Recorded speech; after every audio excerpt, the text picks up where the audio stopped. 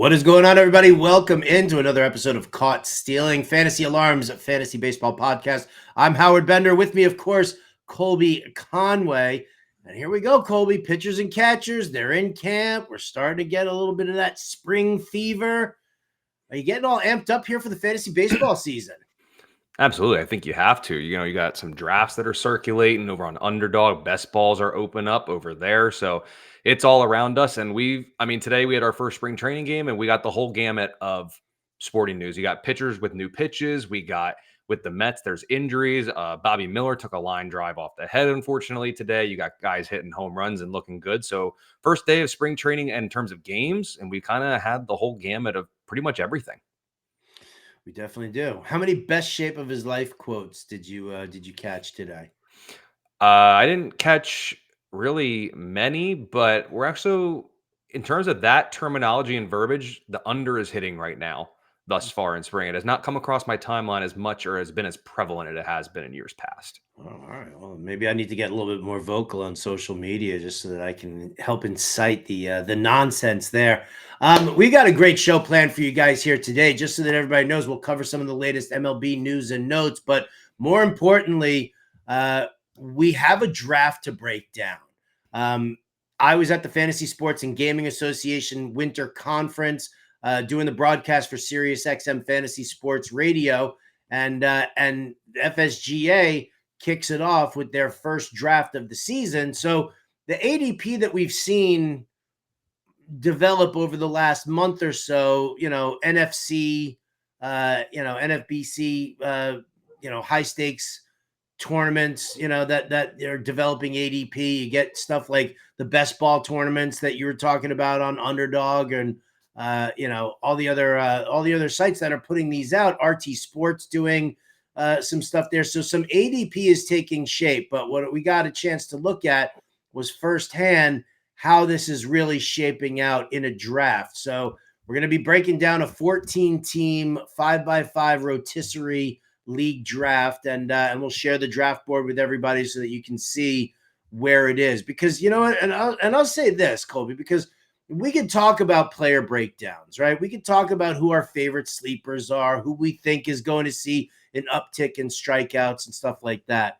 We know where who the targets are. The question is, though, is that how are you building your team? And I think that's really it's not so much who's reaching for this player or where that guy is falling versus his usual ADP.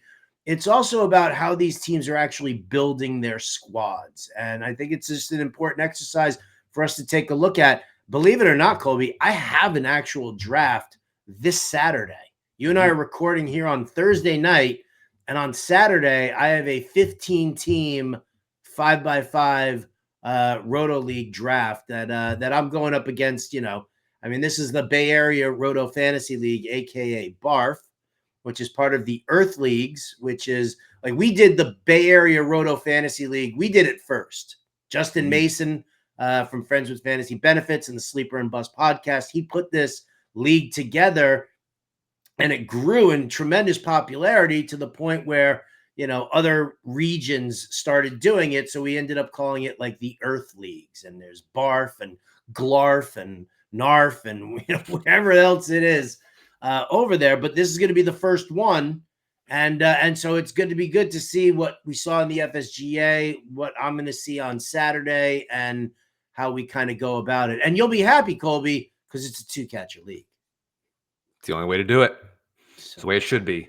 So bad. And it's not just because I was waiting for you to be like, well, it's the barf league, so we're going to do 2 catchers because it makes everybody want to barf. And I was like, no, I'm glad you didn't go there. And the fact that I just said it means you can't. So it's a 2-catcher league. It's the way it should be. I love it. This draft that we'll talk about too is also a 2-catcher league. I have a draft. It's a slow draft, but it probably won't start for probably a couple weeks or so. And that league is a boring, ready for this, 1-catcher points league. 1 catcher I'm okay with. It's No, points league that I have the issue. Stop. The whole issue is the whole thing. But I'll say this, whatever preference you have for your league, do it. Don't join a league that you're not going to want to play or that you don't want to do. So I don't know why you're in a 1-catcher points league unless you just got roped in by somebody. Why couldn't you say no? Or did you commit to it and then you found out what the specs were? No, just a bunch of friends from high school, long going league. So I basically stuck in it. And every year I make a push for categories and it doesn't happen. And, move on from there. But I'm in it. I built such a nice, good young nucleus and I've been knocking on championship door. So I think maybe what I'll do is try to win one and then bounce. But we'll see. All right. Well, great. Well, so then you're gonna have your your draft coming up. I'm gonna have my draft coming up. We'll make sure that we get everybody prepped and 100% ready. And look at this, my stupid cat is running around here again. There he goes. Just happy to see you. Dude, get the hell out of here. Right? He is. I've 2 days gone, and all of a sudden, like all the animals in my house are like, it's like we've never met you before. Yeah. In any event, all right. Reminder here, everybody, Fantasy Baseball Draft Guide over at fantasyalarm.com is live. I've already done another round of updates on the cheat sheet. I've tweaked my rankings a little bit to kind of mix and match with what I'm, kind of digging on right now. And that is always, it's a work in progress, right? That's why it's called a living draft guide. And we're going to be doing our positional spotlights. Colby's doing catchers. I'm doing first baseman.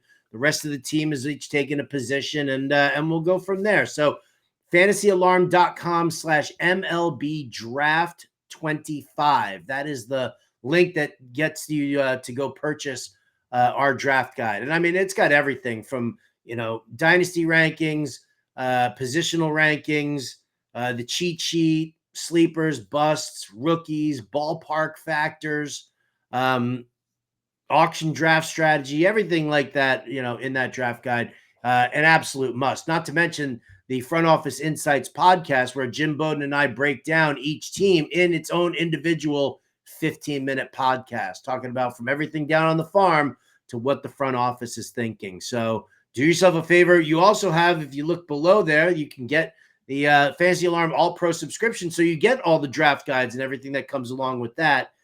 And that's like full subscription, all sports. Get all the great work that's happening over at Fantasy Alarm, NBA, NHL, PGA, NASCAR, and all the MLB that's coming up, not to mention all the offseason NFL stuff that is in the works. We'll be doing a ton of stuff for the NFL draft as well. But let's stick to baseball here for right now. I've gone through the particulars. You know how to purchase the draft guide. So let's get to our favorite stuff here. And that is, we're going to start off here with the MLB news that's going around right there. Colby, take it away. What are the top stories here that you're interested in? Well, I feel like on every podcast we talk about the New York Mets rotation, and we kind of laughed at it a little bit. And Frankie Montas out for a couple of weeks with, I believe, is a strained lat, I believe is what I remember seeing, or something with the lat area. So they're already taking a hit. You look at that team's rotation, and it was already kind of built on a unsturdy or shaky foundation. And there's now another injury into the mix there. So that's not great. Montas was a guy I really liked last year. For those who read the draft guide last year, he was a pitcher that I was pumping up a little bit because I thought it was a good value. He was all right at best, but he is out with a strained lat. I'll double check that I have that correct, but he's going to miss about 6 to 8 weeks. So the start of his season is in jeopardy. And at this point, I don't know what the Mets are doing with the rotation. My thoughts remain the same on that. I am still flabbergasted. I am still confused. At this point, I said it in jest last week, they're going to need Clay Holmes to throw 160 innings. It's not a desire anymore. Like, he's going to have to. Like, I tell you what, if he makes it through, if he gets to, I'm not even going to give him 160. If Clay Holmes gets to 130 innings this year, I am scared to death for his arm next year. It will be a clear cut, I'm out next year. No chance, especially with that new kick changeup. No, thank you. Can't do it. Yeah, listen, the Mets overall here, right? They put it all into Juan Soto. They've got good, solid offense. I mean, listen, who doesn't love Lindor, Soto, Pete Alonso, Mark Vientos, Francisco Alvarez? You can line it up, right? Good thing they have them. 1 through 6, solid, right? If they have them, but they have no pitching. Yep. They just don't have the pitching. Frankie Montas, I thought, was a terrible signing. But, Clay Holmes, you and I have both said, before, we don't see 160 innings. So, again, Steve Cohen can throw as much money out there as he wants. It's who you're throwing the money out to that makes the difference. So, We're not, I mean, listen, we could sit here and bash the Mets all day long. I think a more important story that we got to kind of get to here also is the fact that this is going to be Vladimir Guerrero Jr.'s final season in Toronto. I feel like I've said this before. I don't know what Toronto's doing. Supposedly, I saw a post on X and I didn't look into it, so I shouldn't validate it in any way. But supposedly, Vladdy turned down a lot of money, but the way that he's played over the years, he's earned the right to do that. Toronto, once again, just looks like the redheaded stepchild or the redheaded stepsister, whatever the phrase is. It's like they've done a good job developing these guys, then they lose them. Or they go to free agency, they're in on everybody. But guess who can't close the deal? Toronto. That's what always seems to happen. At this point, if they're not going to bring back Vladdy, they paid the money for Anthony Santander. I don't know what they're doing. Like, are we looking at a teardown in Toronto? Because like I remember a couple of years ago, it was the legacies. It was Vladdy, it was Biggio, and it was Bo Bichette. That was going to lead Toronto to, I would say, let's say playoff wins. Let's say I don't think they were going to lead people to titles by any means, but now Vladdy's going out the door. He's going to make a boatload of money because he's still going to be pretty young getting into this contract. So I don't know what Toronto's doing. We also maybe don't have the full story right now. Like, how much did they actually offer him? Like, was it a fair deal? Was it not? But ultimately, with everything that's happened with Toronto, this is just like the icing on the cake of this. They cannot close the deal, and it happens time and time again. Like, how many reports this offseason did we get? Oh, Toronto's interested in player X, just for player X to not sign with Toronto. Happened all offseason. It's happened all the time. It just hasn't worked. I mean, at this point, I don't know if it's ownership. I don't know if they just need to tear it down. But with Vladdy being gone basically after this year, I cannot believe they couldn't get him to a deal. It's kind of funny because I don't know. I mean, you look at their depth chart and you just kind of say, not bereft of talent, but like Alejandro Kirk, he's a little bit of pop behind the plate. Fine. Vladdy, if you got him at first, great. Andres Jimenez, they bring him in at second base. Not great, but you're getting some speed there and you're getting some okay defense, right? You match him up with Bo Bichette, who has been like a huge disappointment,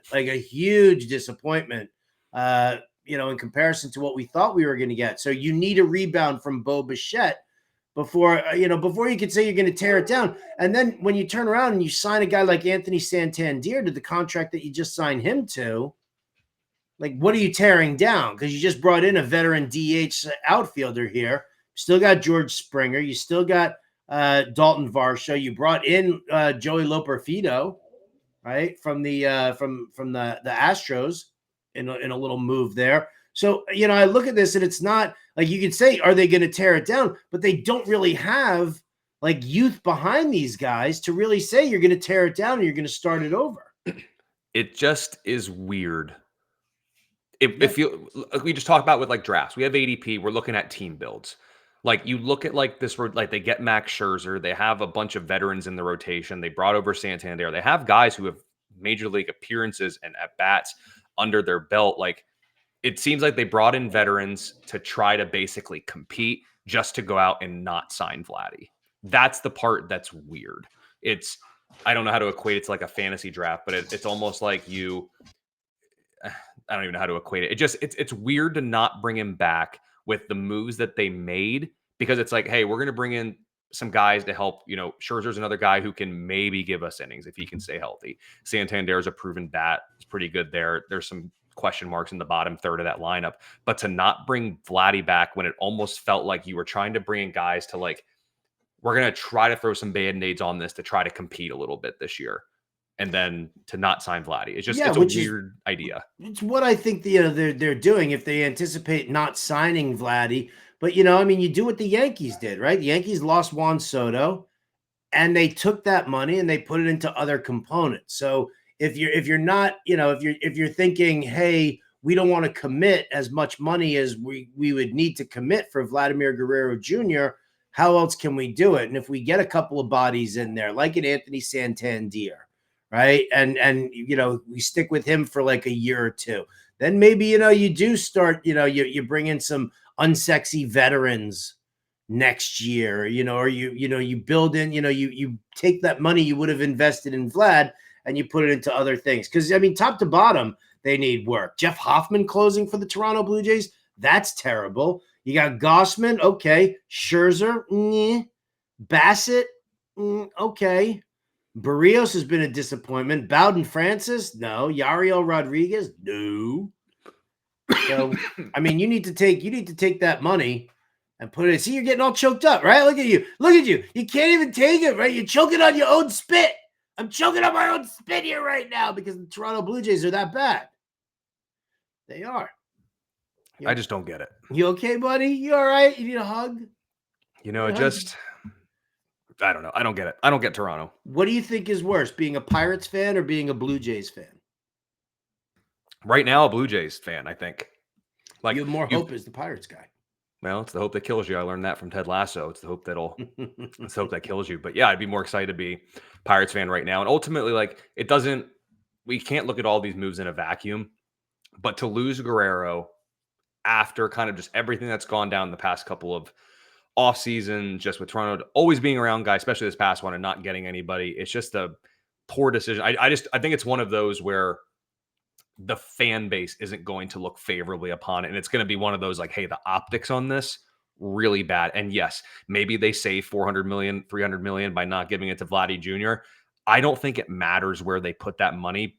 I do think some people are going to be like, I'd rather just have Vladdy here. Like, I think that's what it could ultimately end up being. So I think this is probably more optics driven than anything.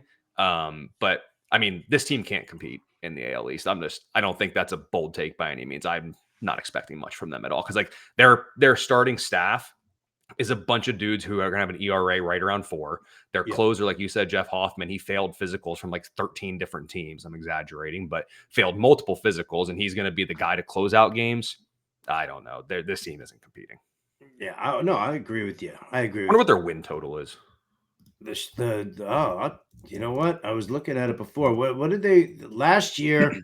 Toronto Blue Jays, they won 74 games. I'll bet you their win total, if I looked it up right now, is probably at like 75.5. It's probably like right in that area, or 73.5, because they didn't really do anything in the offseason to help themselves. So, well, sounds like you are going to like the under right now, looking over at DraftKings, 78.5. 78.5. Yeah. You know what? I think I might have to like tick on that under for sure. For sure. Boo, Blue Jays.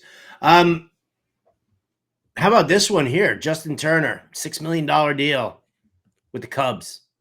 Like, yep. I mean, I get it. It's depth, right? Matt Shaw, the rookie third baseman, he's dealing with an oblique injury. He's banged up.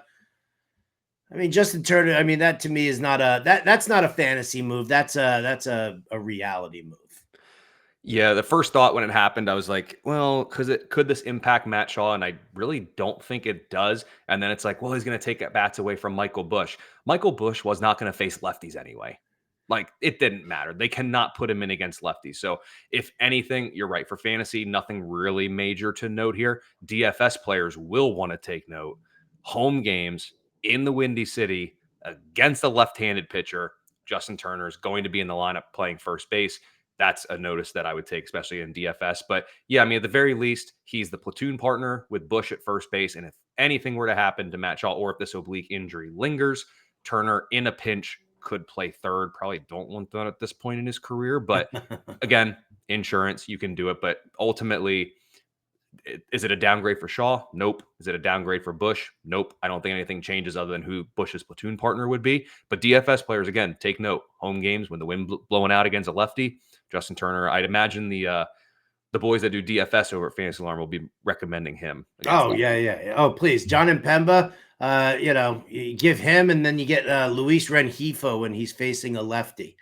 and Impemba just locks these guys into his DFS lineup. So I could definitely take a look. Yeah, I could see them doing that with Justin Turner for sure. Last bit of news I want to ask you about here, and that's what's going on with the Boston Red Sox. So they bring in Alex Bregman. We talk about that.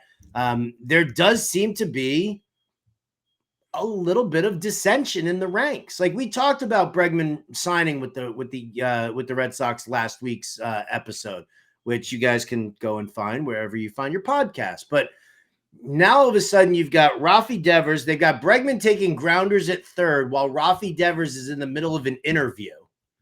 And Devers says that he is not moving to first base, that he is not moving to DH, that he is staying in at third base. That is where he wants to play. That is where he wants to be. So that kind of sets up a little bit of like, all right, whatever. We kind of expected Bregman, he was going to play second anyway, and they were going to leave Devers there at third.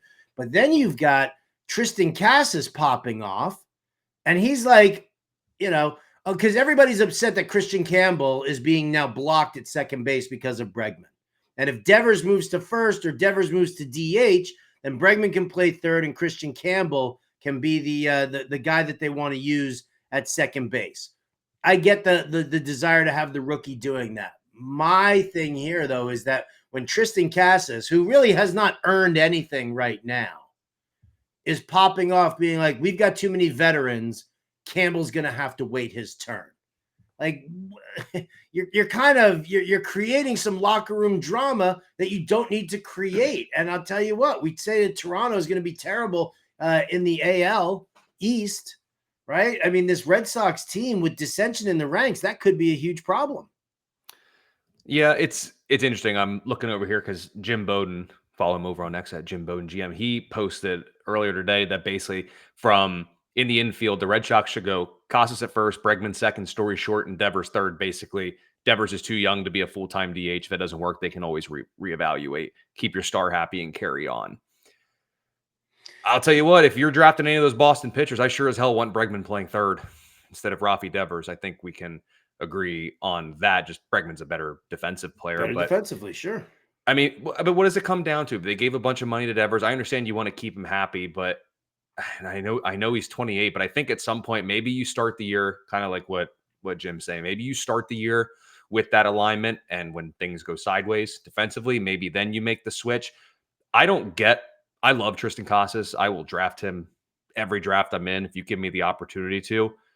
I don't quite get the whole, why are you hating on the rookie thing? Like, it wasn't long ago when you were chomping at the bit to come up, and I don't think you would have liked the veterans, the old heads, saying, don't bring this kid up, despite him being like the better player. Like, it's very interesting that the comments in there, and I'm all for not just talking in cliche and giving the templated boilerplate answers, but where is the like, what's best for the team? And now I'm asking for the cliches. Like, where is that mentality with this team? Like, Devers should be excited that they brought in a talent like this. Like, if it's better for the team defensively, and who cares if you're not a good defender? If I'm Devers, I'd say screw defense. I'm gonna leave my glove in the clubhouse. I'm just gonna hit.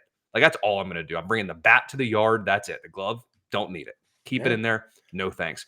Very, very interesting. I'm not in on many Boston pitchers to begin with, outside of maybe one particular left-hander.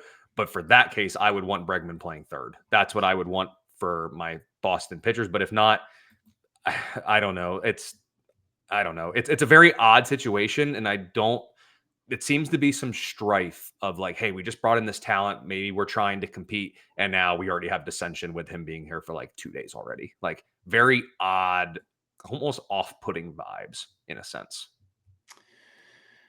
Yeah. Well, when you pay a guy $313 million for a 10-year deal, and you're only in we're 2 years. This is going to be year 3 of that contract for Devers. So, I mean, again, you don't want the dissension, stuff like that, but I'm with you there. Like, where is that? It's team first. But I mean, do we want to talk about that just being a commentary on sports in general? I mean, it's pretty crazy. I was just watching an interview with PK Subban talking about the intensity that the NHL is getting from this like 4 nations face-off matchup between Team USA and Team Canada. And he's like, the leaders on the teams are the guys who are, helping everybody, build that intensity, and that it is for, it's not just about, competitiveness on the ice. It's about the civic pride and stuff like that. And it all starts with leadership. And then he started calling out the NBA for not having that leadership. Are you hurt or are you injured? Because in hockey, guys play hurt because they love the game and they've got that, that mentality. In basketball, they don't. They'll sit out. They'll play, not a back-to-back kind of a thing there. So, for a guy like Devers to turn around and say, this is about me, this isn't about the team, it is a little disappointing. But that's somebody that you're saddled with, right? You've got him in your locker room now. You do have to make him happy. You do. I just think Tristan Casas needs to shut the hell up. It's fair. And I mean, ultimately, like, you can make an argument depending on how they do it. Like, if Christian Campbell's going to be as good as everyone thinks he is, offensively and defensively, your best alignment is not Devers at third. It's Devers in the lineup, Bregman at third, and ideally, I would guess Christian Campbell at second. You got Duran chasing everything down in the outfield. I think that's your best bet, but we'll have to see. Money talks, and that's going to play a pretty big part in that locker room. And I mean, hey, Devers can say anything he wants to. Whatever they say back to him, he'll just put a whole wad of cash up to his ear and just be like, I can't hear you. Can't hear you over this 313 smackaroos you guys have given me over the next 10 years. So, I mean, imagine, but you know what I almost want to see right now, because I do like Tristan Casas also. But again, I just think that he's popping off I think he's just out of turn here. That I wouldn't mind seeing him starting off slow, seeing Christian Campbell just, white hot to begin the season. And for them and Rafi Devers to commit an error or two in the first week, that they just say, you know what, screw this. Devers over to first, Bregman to third, Campbell plays, and Tristan Casas go eat a dick. It is a lot for, Casas was limited only 63 games last year. I mean, he's only got 222 major league games under his belt. It's a lot of talk for a guy I wouldn't quite consider a veteran yet at this point. No, I definitely would not either. All right. Well, we'll follow the storylines there for the Boston Red Sox and keep everybody informed on that. What we'd like to do now is I want to bring in a wonderful draft board here. Colby Conway, Howard Bender here, Fantasy Alarms Caught Stealing Fantasy Baseball Podcast. It's time to take a look at the first draft board of the FSGA, Fantasy Sports and Gaming Association, 14-team, 5x5 roto, 2 catchers, first base, second base, third base, shortstop, 5 outfielders, a utility player, a corner infielder, a middle infielder, everything about it, right? It's average, not OBP. It's saves, not solds, and it is, again, just as a reminder, it is wins, not quality starts. So here's the draft board. You guys can check this out on there. I'd like to kind of get your thoughts here, Colby, because there's a lot that we can go through right now. So let's start off here with at least just the first round and which way it went. Shohei Ohtani, Aaron Judge, Bobby Witt Jr., Ellie De La Cruz, Jose Ramirez, Juan Soto, Gunnar Henderson, Paul Skeens. Your boy, 8th overall. How do you feel about that one? I mean, here's the thing. If you want one of the top couple of aces, it's going to be expensive. I know you just said round 1, but we had 4 starters go in the first 2 rounds. Like, there's a teardrop. You're going to want to get in on it. I probably, despite being a Pirates fan, probably won't be taking a starter in the first 2 rounds. I think I've said that before. I'll probably wait at least a little bit for my top starter. But, I mean, hard to ignore it. Again, I'm buying into the hype, but if you saw that video behind the catcher shot of him just throwing his 2-seam fastball, I just, guy's ridiculous. Just absolutely ridiculous. So can't fault anybody for taking them. I mean, what could be this year could be insane. I mean, and it's kind of funny, though, and I guess we can kind of go with this one here. Paul Skeens versus Tariq Skubal. Because Skubal, I was talking to Jim Bowden about it, and he's like, Skubal's going to get you 180, 190 innings. You're going to probably see Skeens kind of capped off around 160. And I'll tell you what, I mean, I'll take 160 of Paul Skeens all day, every day. But if the Pirates do fall out of it fairly early, they're going to want to protect Paul Skeens at that point. Does something like that kind of put Skubal ahead of Skeens for you? I'd still take Skeens. Pittsburgh's not falling out of it, obviously. Going to be in contention all year. Maybe even win the World Series. Who knows? Colby. It's the hope that kills you. But no, I'd still go Skeens. I love Tariq Skubal. For me, that's 1 and 2. And I think as much as I love like Logan Gilbert, Zach Wheeler, and Corbin Burns, the next 3 starters to go, I do think it's Skeens and Skubal. And then within tier 1, there's still actually, no, that is the end of tier 1. I think Gilbert, Wheeler, Burns, they drop down to that tier 2. I think it's a significant drop. So I think you're splitting hairs a little bit with Skeens and Skubal. I would probably lean Skeens over him. But just to be honest, I'm not going to have much of either 2. It's just not how I'm liking building my teams thus far. Yeah. Oh, I'm not building my team that way either. I'm looking at like 5, 6 rounds deep of hitters and then kind of float into the pitching aspect there. Because I mean, listen, as much as I love guys like Logan Gilbert and Zach Wheeler, I don't want to overinvest. And you know what? In this draft, I did find it very interesting because with the way people have been over starting pitching over the last couple of seasons. Now, I know everybody who got burned by injuries last year really just kind of bitter about it, but to see only was that 1, 2, 3, 5 teams, right? It's 5 starting pitchers going in the first 2 rounds. Only 5 teams went with a starter.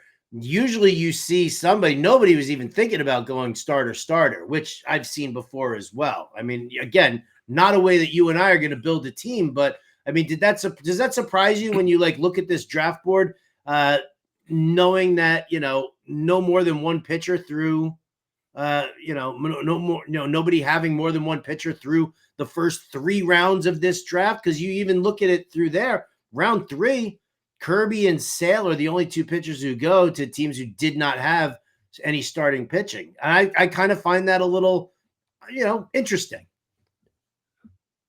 I do think we will see somebody basically double tap starters to open a draft. And I know it's 15 teams, it's going to be a little bit harder, but let's say in a crazy or a less crazy world, if it's a 12-team league and both Skeens and Scooble, easily see somebody going, you know what, at this point, I'll do it.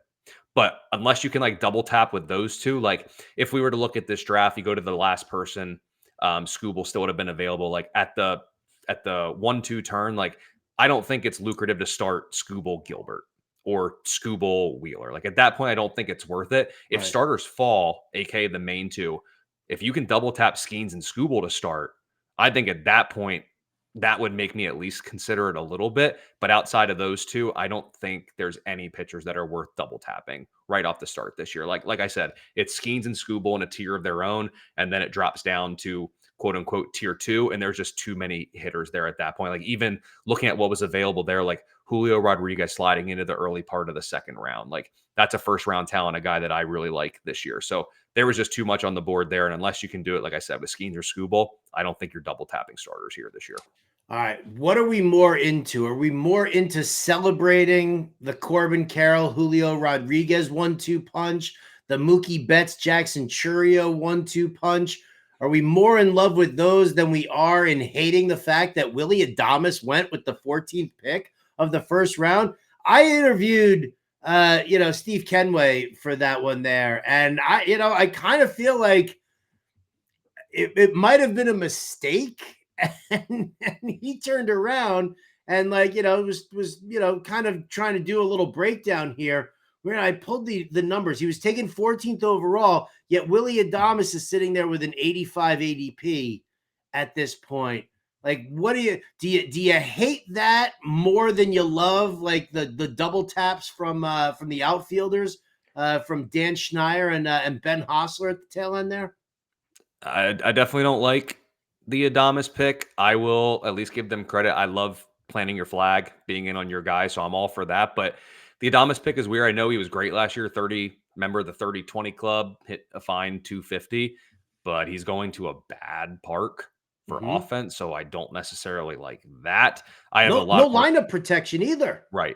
And it's interesting. You look at ADP over in the NFBC from February 1st, there's 9 shortstops in the top 50 picks, and Adames isn't one of those 9. Very, very interesting. I like Adames, not that much. Actually, I don't even really like him all that much. I'm definitely not a first round guy, but I'll tell you what, Corbin Carroll and Julio Rodriguez to open a 15-team draft is utterly phenomenal. I have no other way to surprise it. Both guys are going to be great this year. You're getting pretty much all 5 categories from your first 2 guys. I'll throw the word elite out there. It's an elite way to start the draft. I don't think they could have drafted it up any better, to be honest. No, power and speed from both guys, and you're getting them both at a discount. Last year, Corbin Carroll, Julio Rodriguez, they were in the top 5 overall. Mm-hmm. Now you're sitting there at the back end of the draft, and you're able to get both of them. I have my draft on Saturday. I'm picking 14th in a 15-teamer.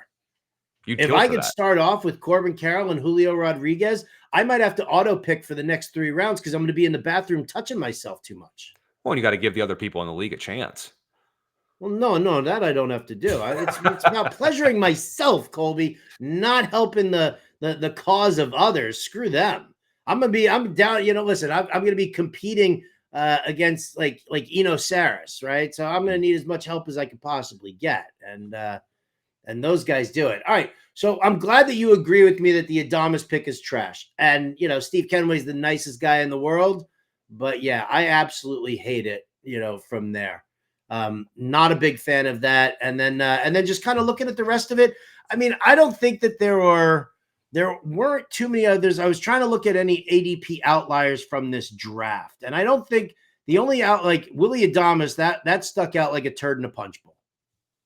But I look at Jacob deGrom also, and I'm like, this dude was taken. He dropped. He was 84th overall. Where am I? Where is he? Where are you, Jake? There you are.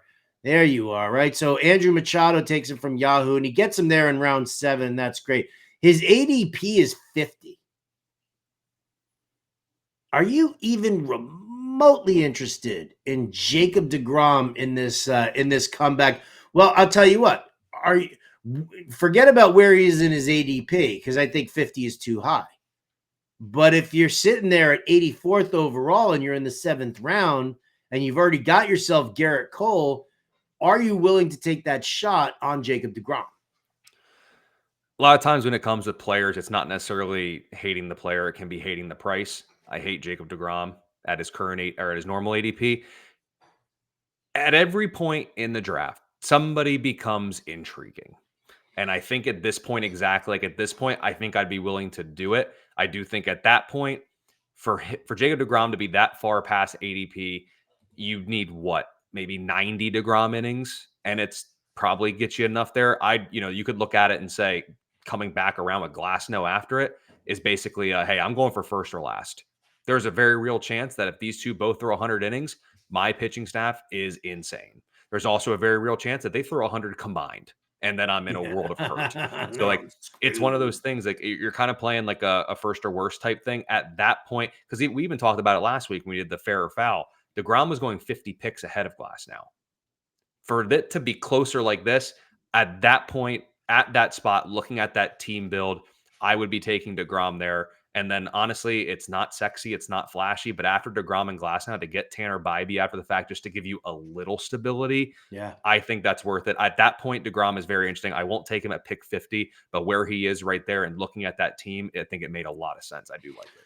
Yeah, I think it made a lot of sense to me as well. And and listen, I like the way a lot of these guys drafted. Not that that they weren't overvaluing starting pitching. They were bumping up the closers that we typically see that that they do. And you look at the way the closers went, in this draft, and it was like Clase was Emmanuel Clase first off the board, taken 46th overall, right around where his ADP is.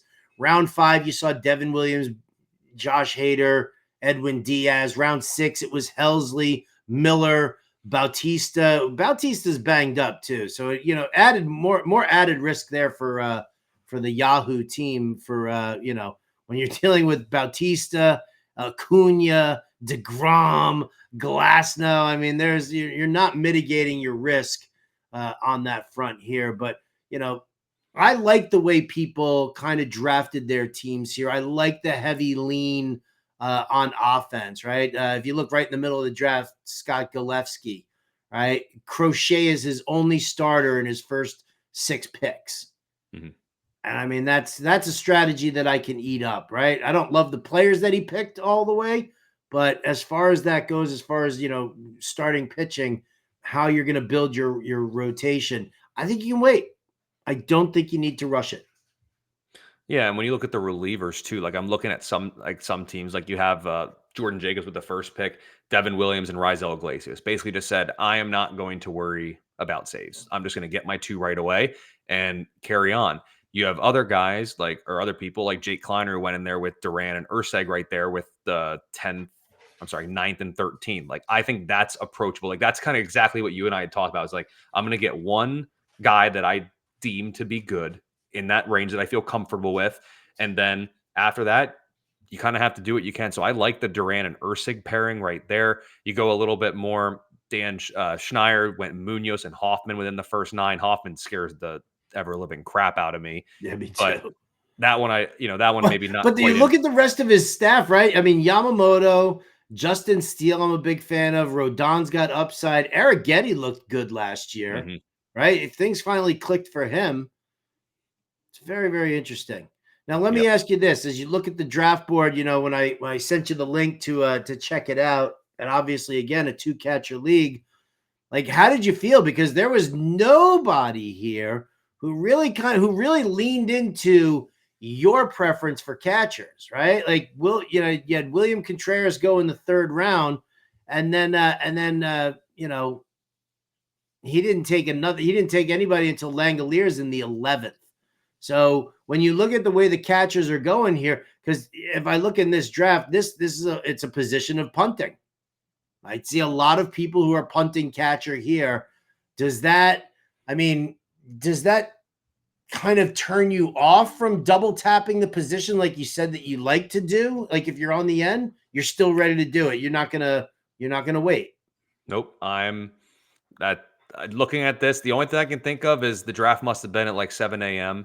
after everybody was just hungover and a night at the casino. That's the only thing I can come up with. I mean, I get it. It's not many's cup of tea, and like there's few difference makers at the position. Totally, I won't knock anybody for not doing it. It's a strategy. We all have kind of different ways that we want to build the teams. In 2-catcher leagues, that's just what I've found that I can like. It gets very sketchy very quick, whereas other positions I can maybe find some value, or there's enough guys that I like later on, where the catcher just a little bit of a crapshoot. So the fact that nobody did it here, I don't think it kind of sways me at all. I mean, I could be the oddball, and who knows, like TGFBI, that draft's going to start up soonish. I'll double tap catchers again, and if it doesn't work out, then it doesn't work out. But that's just how I've liked my teams thus far. So this isn't going to kind of sway me off that. And looking at this, if I took Contreras, if I was that team, I had Judge, Turner, Contreras. Looking at it with some of the guys available, would I have taken Rutschman there in the 4th? I think I strongly would have considered it. If I didn't take him in the 4th, I would have been taking a catcher in the 5th if he would have made it back. So it might not necessarily be like a double tap in terms of back-to-back all the time. But pretty close. It's going to be pretty early. Like looking at it here, like if you kind of just remove rounds, like, yes. I mean, if you could get Contreras to, like, let's say instead of taking Contreras, they took, I don't know, let's say they took Brent Rooker. They moved him up. You had Chisholm, Jazz, Valdez. It came back. Take Contreras with that 4th pick. You come back. If Rutschman slips there, I'd have Contreras, Rutschman right there, 4-5. Okay. Like that's just kind of what I would do. But if others don't, I totally get it. It's not a flashy position. There's few difference makers, which is the exact reason why I want to get those difference makers. Anything about this draft, like as you look through the picks and everything like that, is there anything that really, that surprises you? In the sense that you're like, well, because like I said, the ADP outliers really in this draft so far are just Adames and Jacob deGrom. Like everybody else is fairly close to ADP. Now, I don't know if that's, just the room kind of playing scared because it's early on and it's the first draft of the season and you're kind of just staying with, the close to the ADP numbers. But is there anything that like really sticks out here to you that, is worth noting for strategic purposes? Yeah, I mean, of course, we can look at, Willy Adames in the 1st is that's definitely the min pick that we'll probably ever see. But beyond that, like I love looking at this for all the different builds. Like you have Ben Hosser who opens up with 4 outfielders. You look at multiple other teams and you can tell people are playing first or worst. Like when you look at even after the start that Schneier had with Carroll and Rodriguez, you get O'Neal Cruz, he could easily be a 1st-round pick in fantasy next season. But I've been saying that for multiple seasons, and it just hasn't come true yet. But like he's there. You got Lawrence Butler. Can he capitalize on what he did last year? The interesting thing I think that stuck out to me when looking at this, aside from everything that we have talked about, our concerns with first base show here. Yeah. You have Vladdy, Harper, Freeman, and Olsen in the first 3 rounds. And as I'm doing a quick, and Alonso's in there in the third, you have 2 rounds off of a first baseman. You have Naylor, Walker, Cassis, and Pasquantino in the next 4. And then you have another couple of rounds till another first base goes off. First base is not the position to wait. It is bad. There is no depth. It is top heavy. Don't get me wrong. The top end talent's very good. Yeah. That depth goes quick. Basically, once you get past the top maybe 6 or 7, you might as well just wait till after the top 15, because the difference between number 8 and 9 and 16 and 17, it ain't there. Very interesting how first base was handled in here, because there are very few. There's massive drop off tiers at first base. There's a huge drop off. There definitely is. I mean, look at that. So all the first basemen come off, 3 in the second round, 2 in the third round, as you said. And folks, if you're just listening, like, I get if you're watching this, that we've got the draft board posted. If you are listening on a podcast and it's audio only, you can go to rtsports.com/FSGA-senior, and that'll give you your draft board, and that way you can kind of follow along here. I mean, let me ask you, if you're sitting there and you're drafted, I mean, are you walking into a draft with that mentality that inside your first 3 picks, one of them will be a first baseman? I don't like to pigeonhole positions, kind of like we talk about with football. Like, I'm not going to go in and draft running back, receiver, no matter what. You got to see how kind of the board shakes out and everything like that. But I mean, looking at this, put me in like Dan Schneier's shoes. Mm-hmm. I'm taking Carroll. I'm not taking Freeman or Harper over Julio, so I'm taking him there. Comes back around. I probably, if he was on the board, would have gone Alonso. Like, if Alonso didn't get taken the pick before, I'd be going Alonso there. Give me some power there.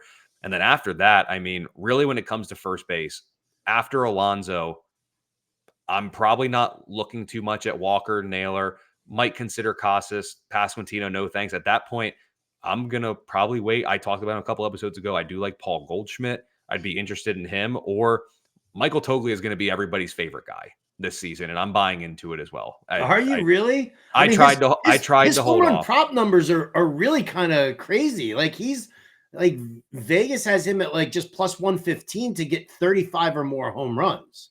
The power is legit, and John Pemba had a good tweet last year, and he resurfaced it, but basically asking, is Toglia the best 213 hitter ever? And it's like, maybe. He very well just might be. But like I said, that middle tier of first base, I think you avoid it. You attack other positions there. Get yourself one of the big first top 5.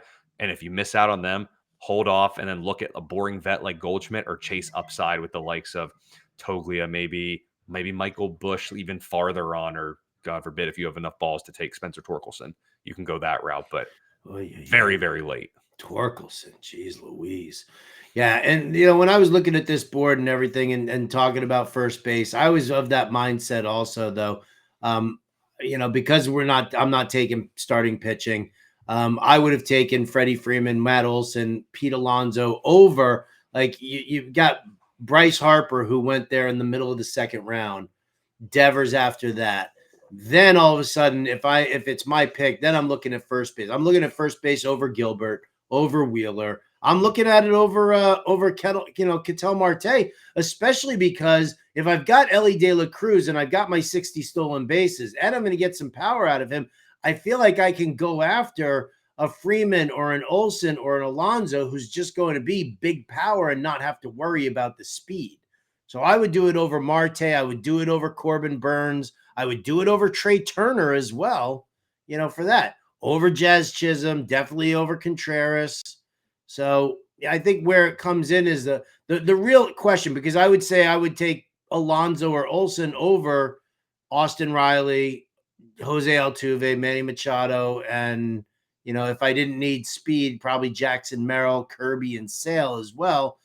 The real interesting one that I think is Ronald Acuña Jr. Like, where are you at, like, with the potential of risk?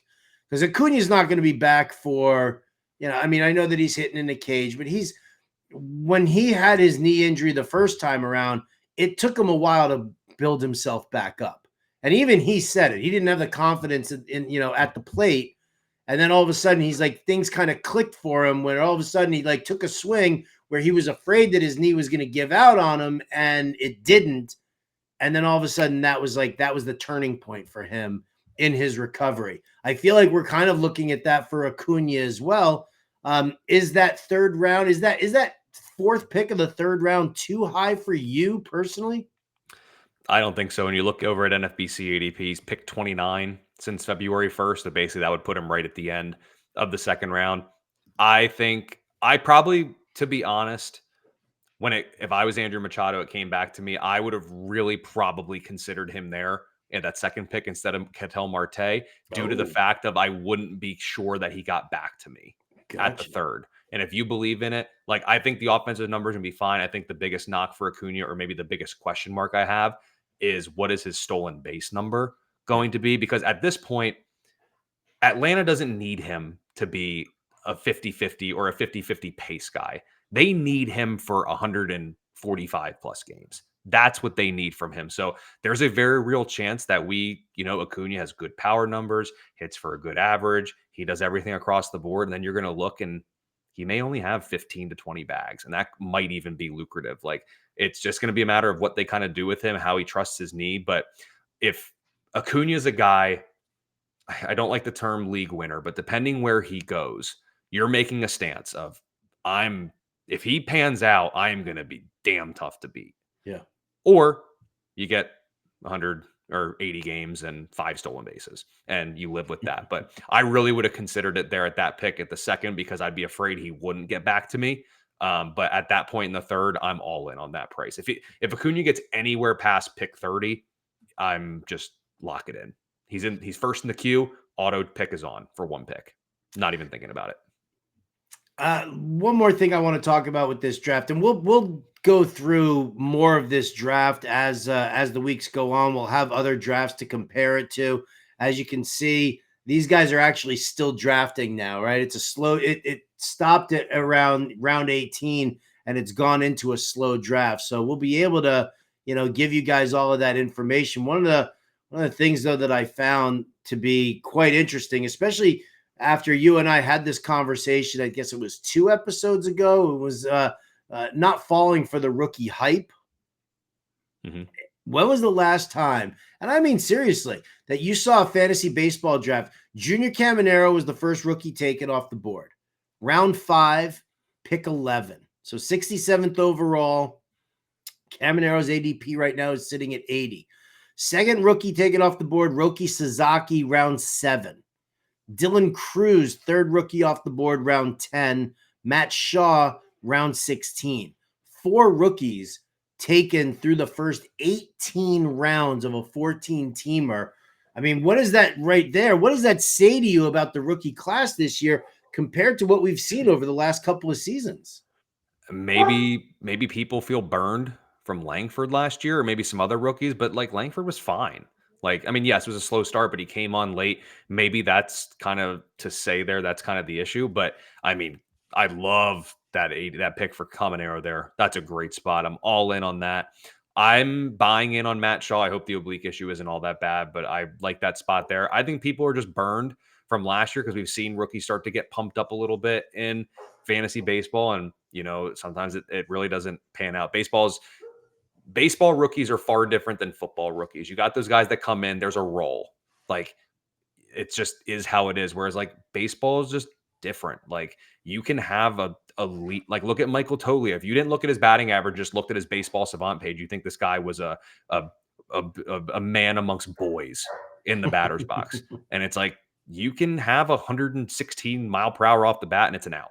It's not guaranteed to be a hit. You'll have your little 43 mile an hour dinker that lands in fair and you get your base hit out of it. So I think people are just maybe a little bit burned from rookies last season. So they're falling down a little bit, but also some of these rookies, like maybe it's just I'm not even gonna say the hype isn't there. Cause like I'm ecstatic about Junior Caminero. Roki Sasaki's got all the hype in the world. So I don't think it's a lack of hype. I think maybe it's just some issues from last year that are kind of carrying over into 2025. I can dig that. I agree with you. Caminero's the guy who I want. And I've said I'm just a sucker for power hitting third baseman rookies. I mean, it's just always there. And I've gone through it, right? Adrian Beltre and Eric Chavez and Evan Longoria and Hank Blaylock. So some have panned out, some have not panned out. But that definitely resonates with me. All right, listen. Like I said, this is just a good introductory way to take a look at how the ADP is shaping up and what some of the strategies are for people. I think the interesting takeaways is that they aren't as pitcher heavy as we've seen in years past, that people are still going after their speed nice and early. First base, a top heavy position with not a whole lot of depth in there. Closers, everybody's still jumping on them, whether they're good closers or they're bad closers. People are still going after the save. So, all that kind of stuff there, gives you just a good idea, like when you're walking into a draft, what you can probably expect just from the rest of the draft room, especially if you're drafting early. Like I'm going into this draft on Saturday, Colby, and I'm thinking it could be as chalky, as it is right here with these guys, that maybe people don't take as many risks because it is so early in the season and everything. But that might just be me. You got some final thoughts here before we run out the door?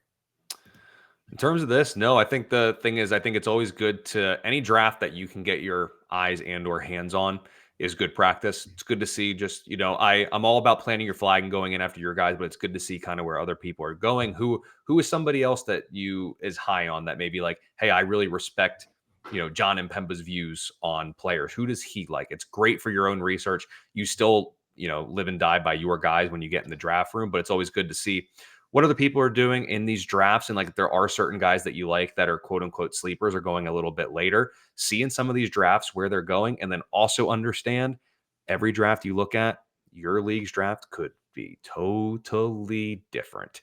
Every draft is its own. So while there are going to be players that you like and certain strategies that you like to kind of use in your draft and utilize, stay flexible in the draft room because it can get turned on its head in a moment. Like who knows? You could be in a league where Skeen, Skubal, Wheeler, Gilbert all go in the first round because everybody in your league are suckers for pitching. Very possible. How do you adjust? How do we go from there? So continue to research, look at any draft you can. It can't hurt, it can only help. Wise words, Colby Conway. I'll tell you what, when we come back next week's episode, let's stay focused here. And this is a nice little shout out to our buddy in Discord who asked us to start talking about players who are outside of the top 100. We stayed, fairly heavily focused here in the early rounds of this draft. Now what we'll do is we'll take this draft board, which is a 14-team 5x5 roto. We'll take my draft board from Saturday's draft, which is going to be a 15-team 5x5 roto, and let's bang out like rounds like 8 through 15 and really see where we're looking at for that, how teams are shaping up and who's taking the risk on players, right? Like I see Randy Arozarena right there in the middle of round 9. That dude, I mean, is he going to go 2020 again? Sure, maybe, probably. But he's going to go hit 215 again? That's the concern. So we'll continue to do that and see what happens, because I will probably also, Colby, I'll probably have another adjustment to the cheat sheet. The more drafts I watch, the more adjustments that you end up making, just so that everybody knows that they're taking players at the right spot. Absolutely. What is that? FantasyAlarm.com/MLB Draft 25. Is that right? Look at you, Mr. Company Guy. FantasyAlarm.com. Here it comes right there on the ticker below us. FantasyAlarm.com/MLB Draft 25. That's the draft guide and the cheat sheet. You can also just go to FantasyAlarm.com/win. Use promo code Let's Go and just subscribe to our All Pro package. Every sport, every draft guide, every cheat sheet, it's all right there for you. Colby, as always, a pleasure to get to hang out with you here. And I'm looking forward to it. I'll send you my draft board on Saturday when it's all complete. So I want you to shred my team if you can. It sounds like you're not taking catcher early, so it won't be too hard. That's going to do it for us here on Caught Stealing. For Colby Conway, I'm Howard Bender. We'll catch you next time.